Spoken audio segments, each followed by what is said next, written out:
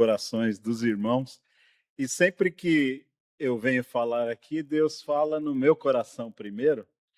E os irmãos já me conhecem e sabem que durante muito tempo eu tenho dito que nós, eu e você, somos pecadores miseráveis, mendigos em busca de pão. É isso que somos. Só que essa é a notícia ruim, que não tem o que possamos nós fazer para mudar isso. Somos pecadores, somos errados, errantes.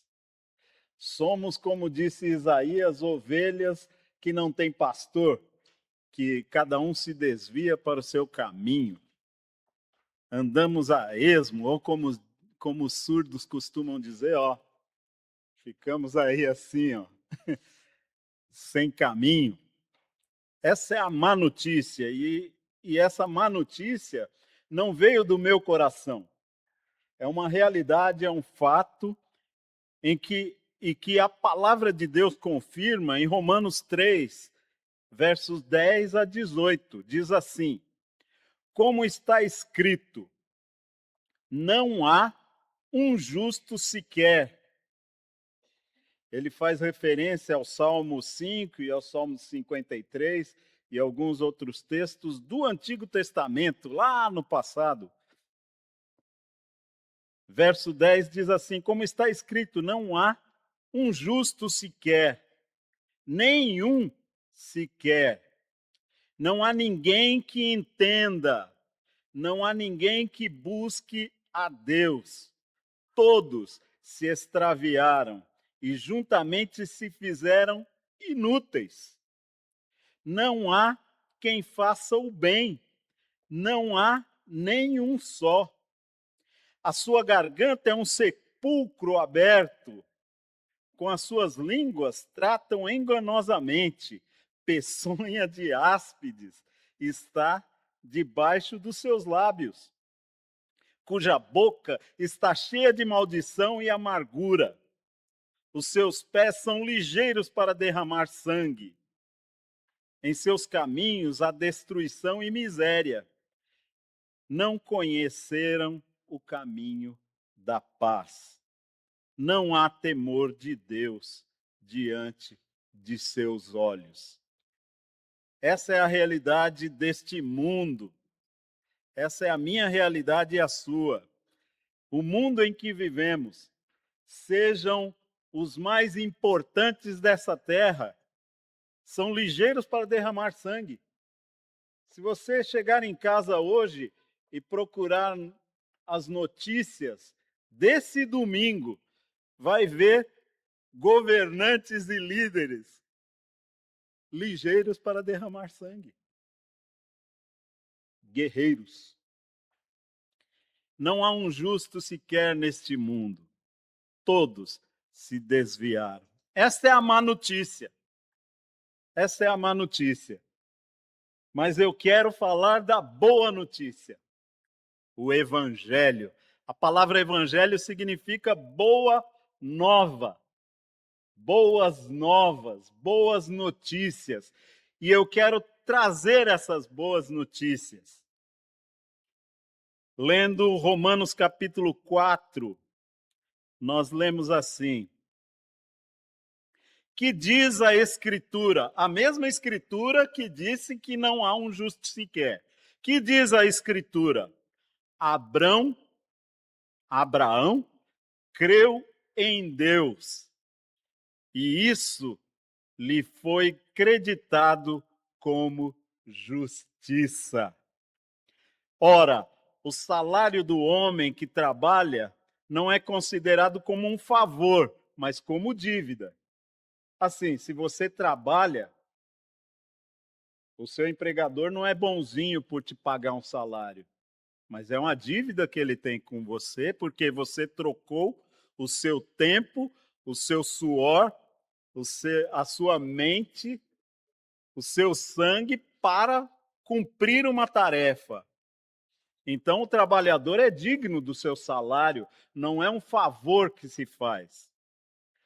Todavia, Aquele que não trabalha, mas confia em Deus, que justifica o ímpio, sua fé lhe é creditada como justiça. Davi diz a mesma coisa quando fala da felicidade do homem a quem Deus acredita justiça, independentemente de obras. Como são felizes aqueles que têm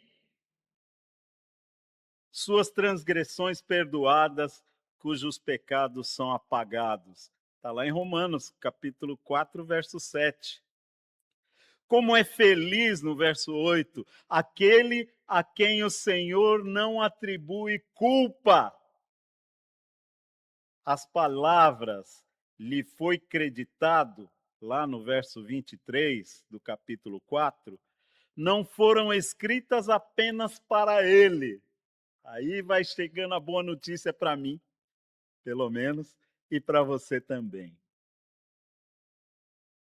Mas, no verso 24 do capítulo 4 de Romanos, mas também para nós, a quem Deus creditará justiça, para nós que cremos naquele que ressuscitou dos mortos a Jesus, o nosso Senhor. Verso 25: ele foi entregue à morte por nossos pecados e ressuscitado para nós, nossa justificação. Agora eu quero entrar no texto da boa notícia, que está em Romanos capítulo 5. O texto vai ser longo, por isso eu disse, eu vou demorar um pouquinho aqui. Capítulo 5 de Romanos, verso 1, vou ler o capítulo todo. Tendo sido, pois, justificados pela fé, temos paz com Deus por nosso Senhor Jesus Cristo, por meio de quem obtivemos acesso pela fé a esta graça, na qual agora estamos firmes e nos gloriamos na esperança da glória de Deus. Não só isso, mas também nos gloriamos nas tribulações, porque sabemos que a tribulação produz perseverança, a perseverança, um caráter aprovado, e o caráter aprovado, esperança. E a esperança não decepciona, porque Deus derramou seu amor em nossos corações por meio do Espírito Santo que ele nos concedeu. De fato, no devido tempo, quando ainda éramos fracos, Cristo morreu pelos ímpios.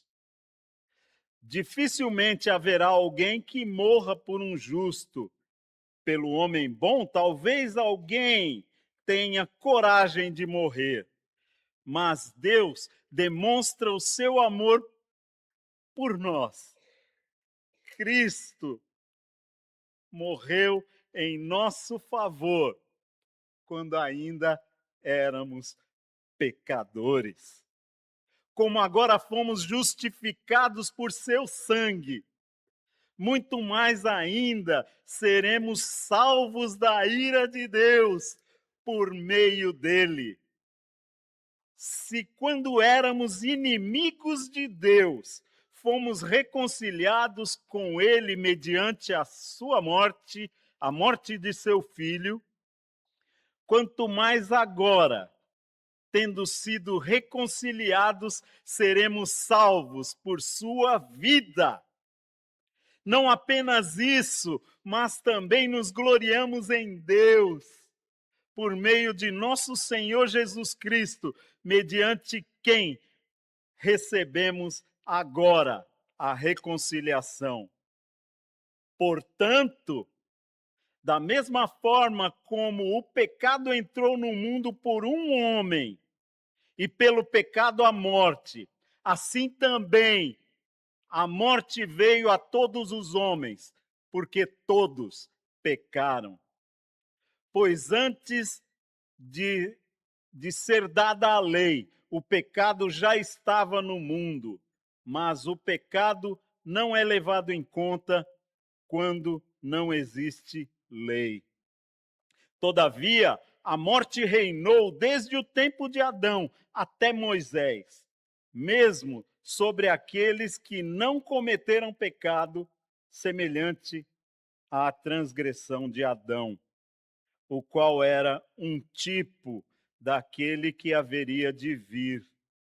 Entretanto, não há comparação entre a dádiva e a transgressão, pois se muitos morreram por causa da transgressão de um só, muito mais a graça de Deus, isto é, a dádiva pela graça de um só homem, Jesus Cristo, transbordou para muitos. Eu tenho que dizer, aleluia, aleluia. Verso 16. Não se pode comparar a dádiva de Deus com a consequência do pecado de um só homem. Por um pecado veio o julgamento e trouxe condenação, mas a dádiva decorreu de muitas transgressões e trouxe justificação. Se pela transgressão de um só a morte reinou, por meio dele, muito mais aqueles que receberam de Deus a imensa provisão da graça e a dádiva da justiça. Consequentemente, assim como uma só transgressão resultou na condenação de todos os homens, assim também um só ato de justiça resultou na justificação que traz vida a todos os homens. Aleluia. Logo, assim como por meio da desobediência de um só muitos foram feitos pecadores, assim também, por meio da obediência de um único homem, muitos serão feitos justos. A lei foi introduzida para que a transgressão fosse ressaltada. Mas onde aumentou o pecado, transbordou a graça. A fim de que, assim como o pecado reinou na morte, também a graça reine pela justiça para conceder vida eterna mediante Jesus Cristo, o nosso Senhor. Esse texto é bem claro, né? Eu tive a ousadia de preparar um esboço. Acredito que, eu digo ousadia porque acredito que só pela leitura atenta do texto, a mensagem já foi dita. E eu sei disso porque eu estou arrepiado. Eu estou orando aqui para a perna direita não tremer também, porque senão eu vou cair aqui, vai ficar chato.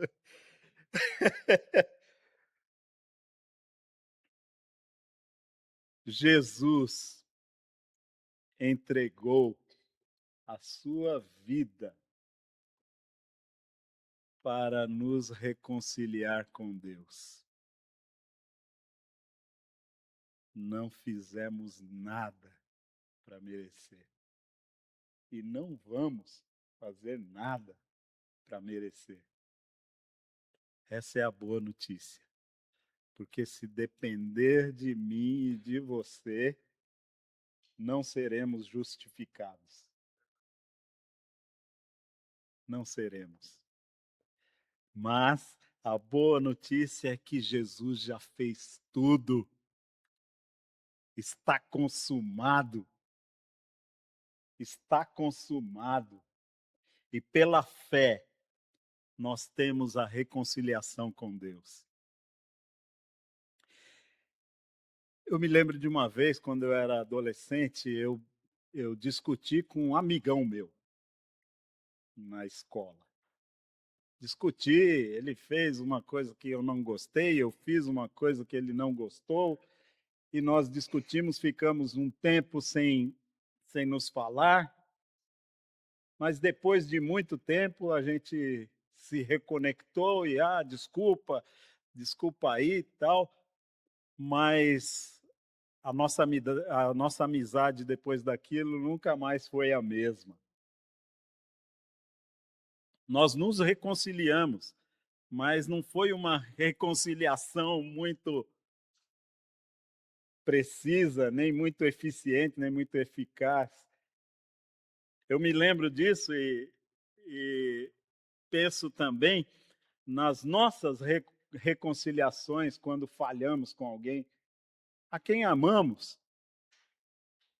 E parece que uma emenda numa corda faz com que a corda fique mais curta. Se você arrebenta uma corda, e essa semana arrebentou o varal de casa, duas, dois varais se arrebentaram, porque já estava velhinho, e aí a gente poderia dar um nó, mas aí não ia alcançar de uma parede a outra de novo. Nunca mais vai alcançar. Mas a reconciliação, o conserto que Deus faz na nossa vida por intermédio de Jesus, por causa de Jesus, a nossa corda, depois de reatada com Deus, fica do mesmo tamanho original. Apesar do nosso pecado, Deus nos reconcilia e faz com que nós tenhamos um relacionamento reconciliado com Deus, como se nunca tivéssemos pecado. A palavra de Deus diz que Ele lança o nosso pecado no mais profundo do oceano, onde alguns cientistas, examinando ali até onde puderam chegar nas profundezas, e encontraram alguns seres abissais, seres que não precisam de iluminação porque têm luz própria. Ali eles encontraram peixes que brilham, que têm lâmpadas. Lâmpadas que iluminam na escuridão.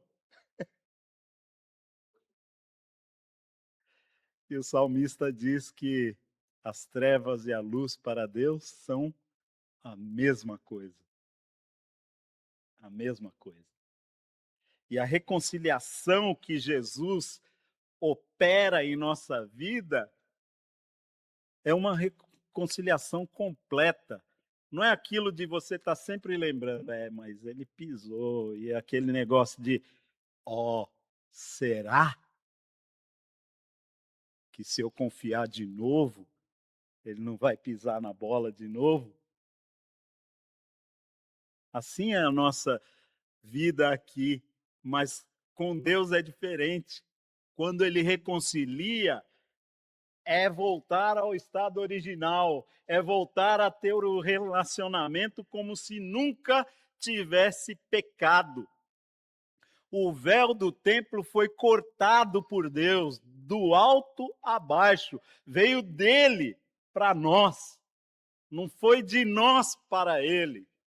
Isso é o contrário do religare, da religião, do religare, do reconectar com Deus. É o oposto, não vem de nós para ele, porque a distância é muito longa para nós. Mas ele veio até nós e nos reconciliou. Por isso, o texto diz que o véu foi cortado do alto a baixo, porque não é possível cortar um véu daquela espessura de uma parede, 12 centímetros, uma parede pesada, alta. Mas esse véu, porque eu faço questão de dizer isso, porque às vezes a gente tem noção de véu, aquilo que tem a noiva, né? Se fosse fininho, não precisava ser cortado, né? Mas ele foi cortado do alto a baixo, cortado precisamente. Não foi com raiva que Deus cortou, mas foi planejado. Ele cortou o véu para que pudéssemos entrar de novo e ter comunhão com Ele. Jesus entregou a sua vida, fez o sacrifício pleno e perfeito, está consumado. Somos reconciliados com Deus. Você pode entrar na presença de Deus. Você pode falar com Ele como quem nunca pecou. Você pode entrar na presença dele. Essa é a boa notícia. E há 3 ações necessárias para que você desfrute disso plenamente. Para que você consiga curtir essa comunhão com Deus, essa reconciliação. Para que você possa plenamente.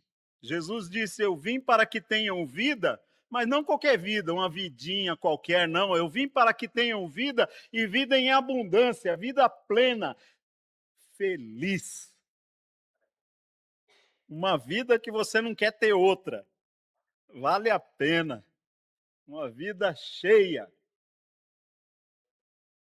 Mas você precisa tomar 3 ações para curtir essa plenitude de vida, de reconciliação com Deus. E a primeira ação que você deve tomar na sua vida é fé. Pôr em prática a sua fé. Ser praticante da sua fé. Praticar a sua fé. Confiar plenamente na reconciliação, no crédito de justiça que você tem. Você tem um cartão de crédito que te garante justificação. Não é um cartão que vai te dar dinheiro, porque dinheiro a traça corrói. Quem confia nos tesouros desse mundo está confiando em bolha de sabão. Quem confia nos presentes desse mundo está confiando em bolha de sabão. Quando vai tocar, efêmera, fugaz, desaparece, some. E cadê aquilo que eu estava indo atrás? Uma bolha de sabão. Mas a vida e a reconciliação com Deus pela fé, a prática da fé, de confiança, confiar no crédito que irá receber. Abraão creu em Deus. E isso foi-lhe creditado como justiça. Não foi na obra de Abraão, apesar de que o pai da nossa fé praticou muito a justiça, mas também falhou. Mas também falhou. Não, é minha irmã, não é minha mulher. Por medo. Não, essa aí, Sara, minha irmã só. No entanto, Deus creditou como justiça a sua fé. creu em Deus, creu na palavra de Deus, praticou a fé quando confiou que mesmo na velhice sua e de sua mulher estéril, teria o filho da promessa, Isaque, o sorriso de Sara.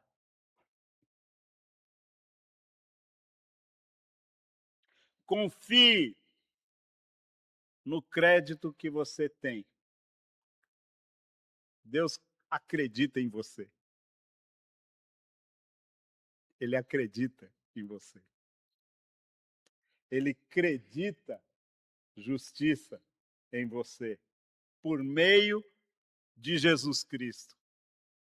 Isso não vem de vós, é dom de Deus. Não vem da sua obra para que você não fique orgulhoso. É graça, presente de Deus.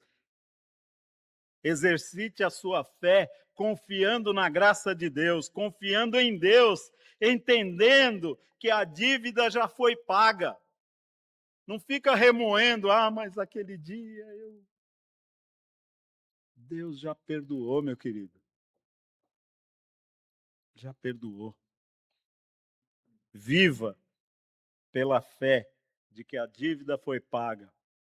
Usufrua livremente do acesso disponibilizado por Jesus.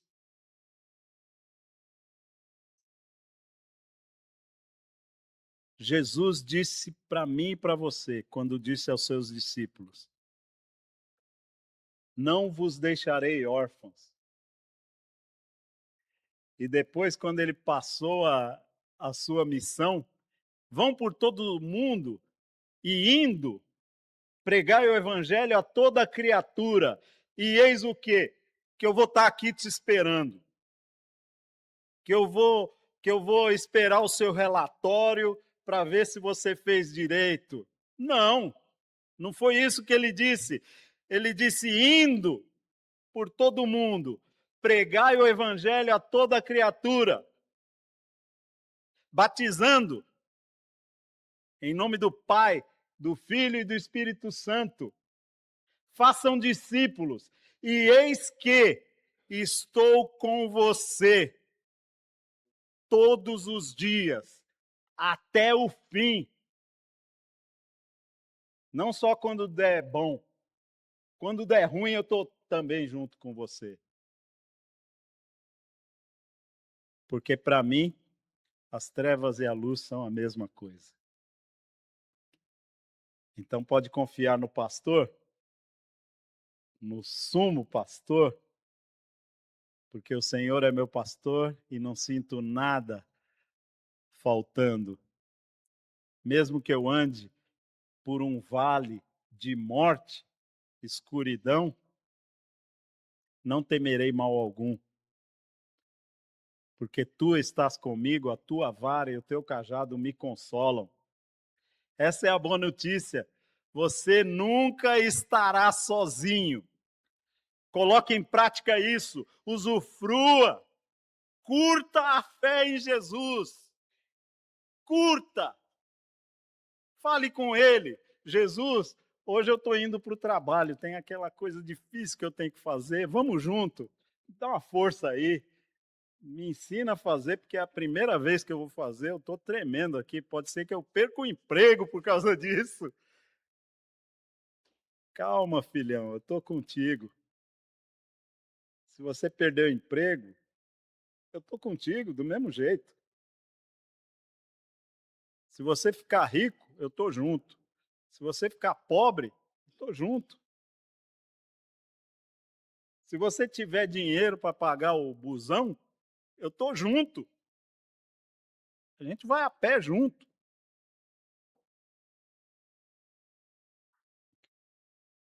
E se você for de Uber ou de limusine, também estou junto.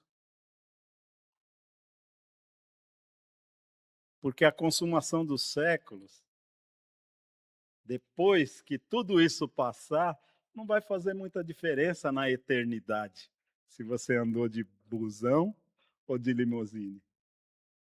Curta, curta a presença de Jesus na sua vida, querido. Não queira fazer sozinho, não. A segunda ação que você precisa tomar, que o texto nos mostra aqui, é doação. Generosidade, doação. Divulgue que não há mais nada a fazer. E quando alguém estiver preocupadíssimo, será que eu vou para o céu ou não? Diga, olha, Jesus já fez tudo. Jesus já fez tudo, não tem mais nada que você possa fazer. Não estou dizendo que as coisas que nós fazemos aqui sejam vãs, não, não é isso. É bom virmos aqui, é bom adorarmos a Deus, mas a salvação já está disponível, é isso que eu quero dizer. A religiosidade não salva ninguém, mas Jesus salva, e só Jesus salva. Então doe Jesus ao seu irmão, à sua irmã, ao seu inimigo, e indo por todo o mundo, onde você estiver, seja em Paris lá, que, ó, beleza, irmã? Vai para Paris, que beleza. Seja em Paris, ou no Conceição, ou no Carapicuíba, onde você for, doe Jesus às pessoas. Nós na escola bíblica, nós aprendemos que somos o corpo de Cristo, ou seja, quando alguém precisa de um abraço de Jesus, sabe quem precisa abraçar essa pessoa? Você, querido. Porque você é o abraço de Jesus para aquele que sofre. Quando alguém precisar do dinheiro do busão, você é a mão de Jesus para abençoar essa pessoa.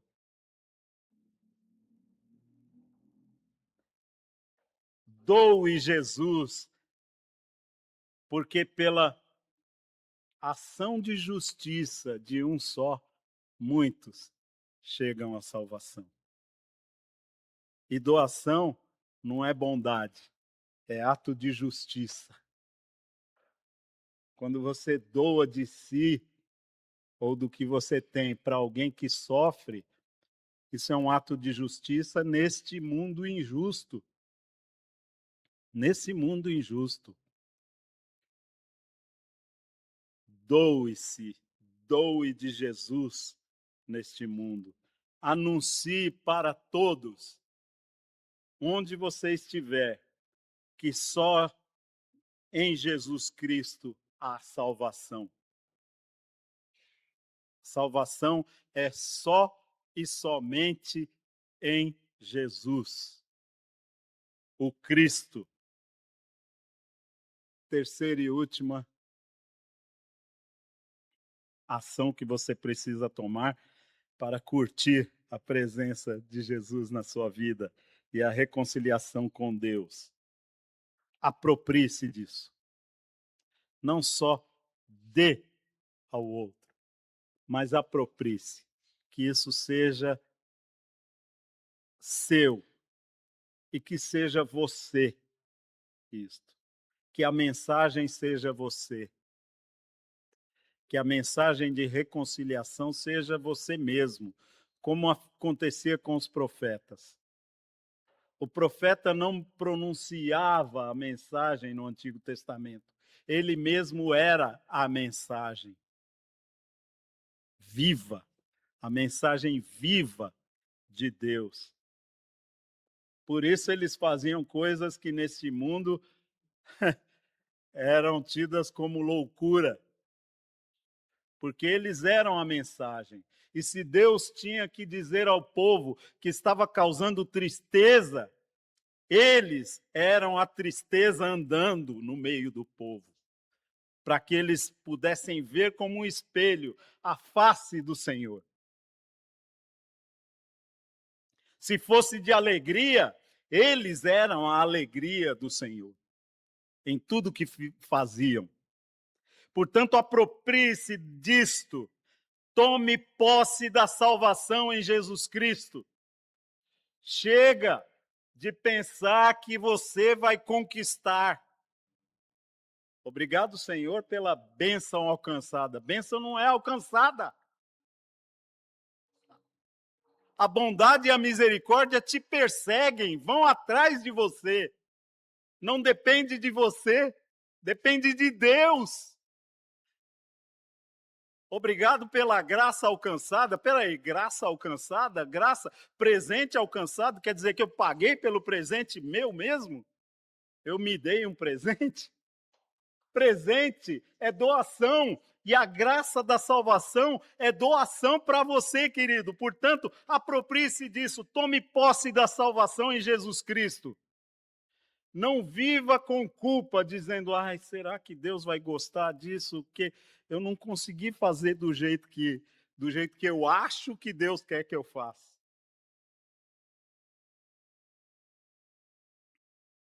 A porta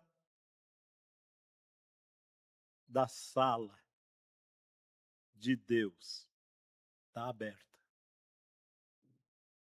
Porta aberta. Aproprie-se. A porta já está aberta da presença de Deus, da reconciliação com Deus. Portanto, você só precisa passar por ela. Você só precisa falar com Deus. Entrar na presença dele. A porta está aberta. Está consumado. Tudo já foi feito. Aproprie-se, tome posse da salvação.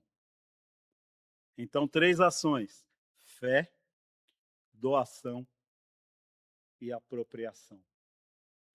Se você esquecer até do meu nome, lembre-se disso. Jesus entregou a sua vida para te reconciliar com Deus. Portanto, pratique a fé, doe e aproprie-se. Amém.